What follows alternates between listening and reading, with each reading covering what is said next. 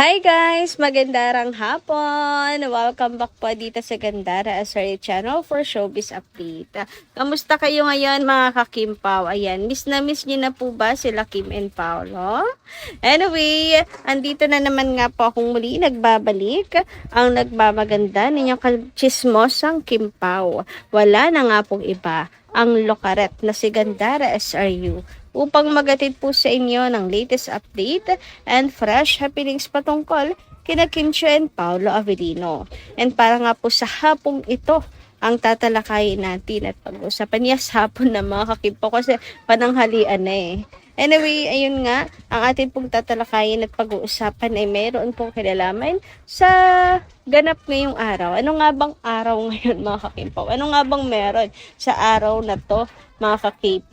So, syempre, birthday po ni Kimi and anniversary nga ba ng Kimpaw? Hoy, kasi 29 daw ngayon mga ka-Kimpaw. Pero bago po ang lahat, sa mga hindi pa nakaka-subscribe sa ating channel, maaari lamang na pindutin po ninyo subscribe button natin at notification bell na nariyan po sa baba upang kayo po yung maging updated at ma-notify tuwing may bago tayong chika at balita hinggil sa Kimpaw. Basta mga balita na may kinalaman, kina Kim Chiu and Paolo Avellino, sagot na nga po natin yan.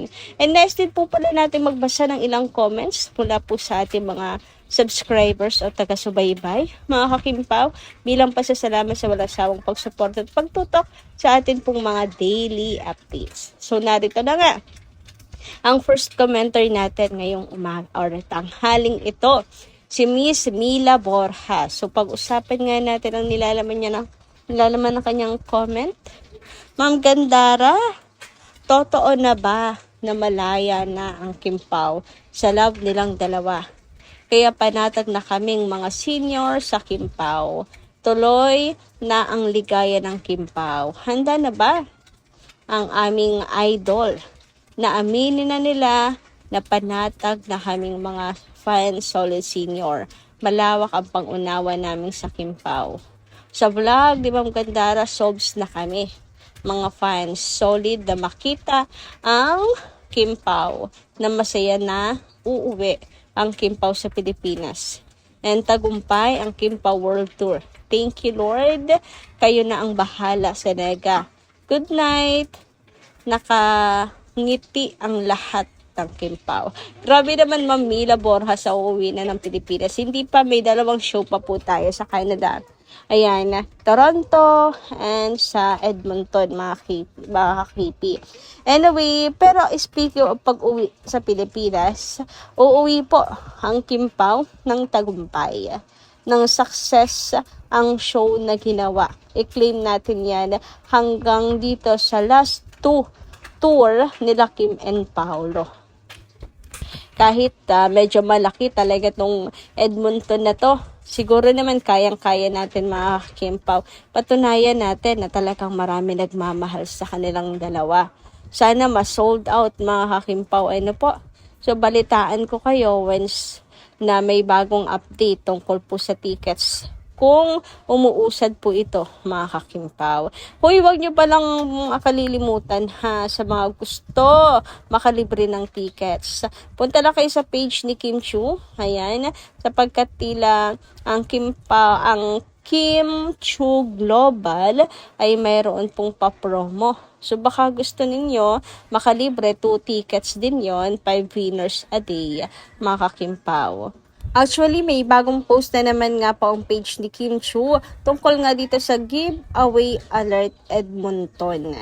Ayan, 10 tickets po every day, diba? Para sa Love Kimpaw World Tour live in Edmonton, May 1, 2026. Eto ha mga ka-KP, pang day 4 na po ito. Ang question of the day, tag the person you want to bring and tell us why they're your concert buddy. Napaka-simple lang naman, di ba? So, kailangan nyo lang mag-comment dyan na inyo pong sagot para manalo. Malay nyo, isa po kayo sa manalo, mga kakimpaw. Diba? Sayang din po yan, mga kakipi. Malapit na, oh. Sa May 1 na to, 29 na po ngayon.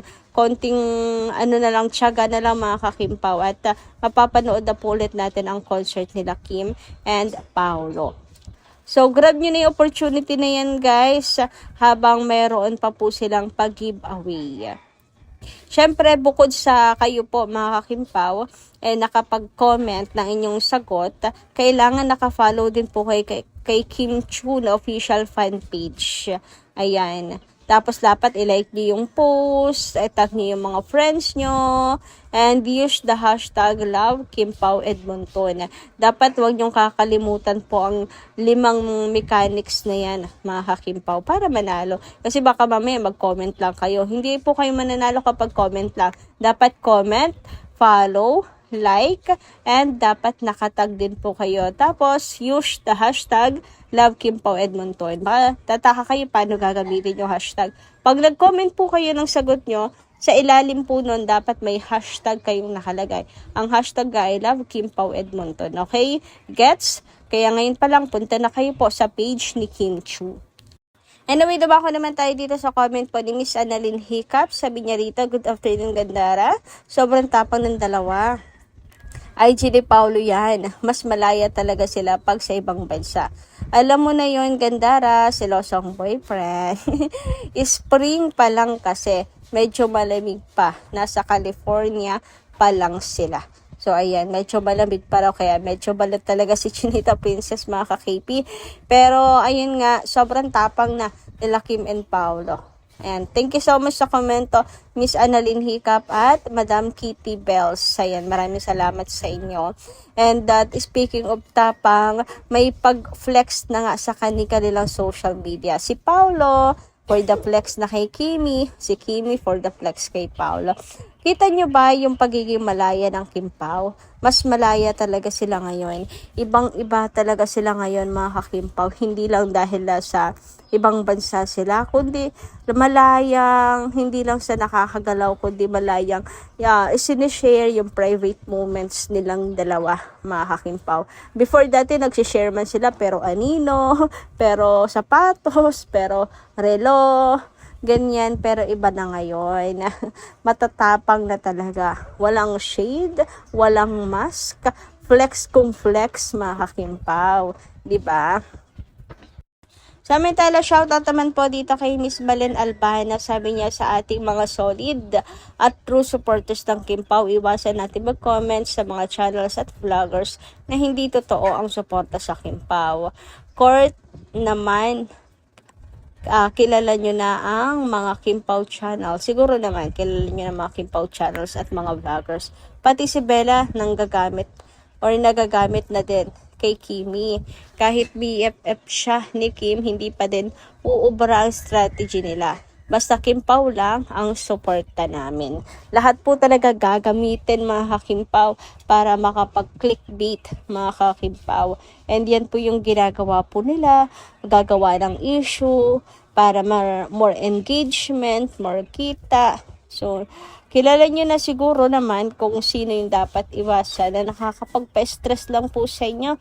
Lalo na yung panay ang gawa po ng mga issues sa dalawa. As in, gustong-gusto pong sirain nila Kim and Paulo.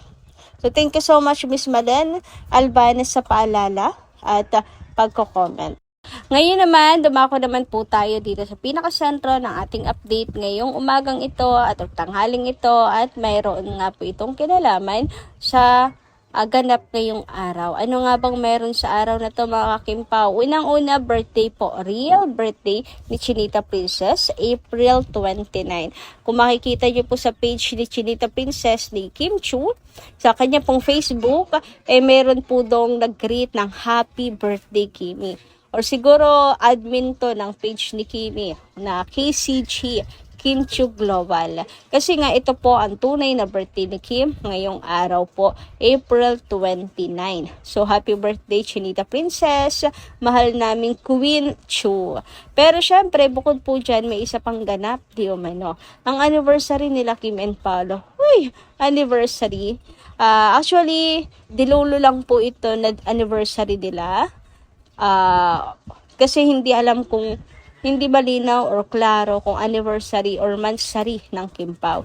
Pero 29 daw po ang petsa ng araw na sinagot ni Kim si Pao. Pero since birthday to ni Chinita Princess, baka ito na nga yung mismong araw or mismong petsa na sinagot niya si Paolo kasi especially birthday niya. Baka ito talaga yun. Kaya anniversary, madalas ang bati po sa Kim Pao pag April 29. Tapos every 29th of the month, ayan, happy mansari ang bate ng mga fans kina Kim and Paolo. Basta 29 mga ka-KP. So kayo palagay nyo anniversary o mansari lang ngayon ng Kim Pao? Ganun pa man, sigurado po may celebration daw na ginaganap sila Kim and Paolo. Pero ano kaya selebrasyon ang ginagawa nila ngayon mga ka-Kim Pao? Sis birthday din ni Kimi, double celebration ngayon sila Kim and Paolo. Birthday or anniversary or mansari mga ka-KP. Pero merong post dito si Kim Pao lovers. Ayan, tamang road trip naman ngayon, Kim Pao. Ayan, happy anniversary 29 pala ngayon. At happy birthday Kimi. Edited lang po ito. Mia kasi Kim Pao. So missing in action nga daw sila Kim and Paolo ngayong araw. Kaya naman, syempre, kanya-kanyang dilulo kung ano po ang ginagawa. At pagsa-celebrate nila Kim and Paolo ngayong araw. So siguro naisip na sana nagro-road trip sila ngayon. At may celebration silang dalawa. So, sana nga mga kakimpaw, pero sigurado naman may may mag-a-update po niyan mamaya. Ayan, sa team ni Kim or si Paul or si Kim, kung ano magiging kaganapan. Kasi nga mas malaya naman po sila ngayon at mas open po sila ngayon kaysa po before. Well, depende pa din kung gusto nilang saluhin yung moment, mga kakimpaw, sulitin ang bakasyon, di ba? Bago po sila maglagari na naman, kaka-rehearse para sa show nila sa Edmonton, na sa May 1. So, yun lang po muna ang ating update ngayong umagang ito. Maraming salamat po sa inyong pakikinigan. Kita-kits po muli sa mga susunod natin, chika. Maraming salamat at ingat po kayo palagi.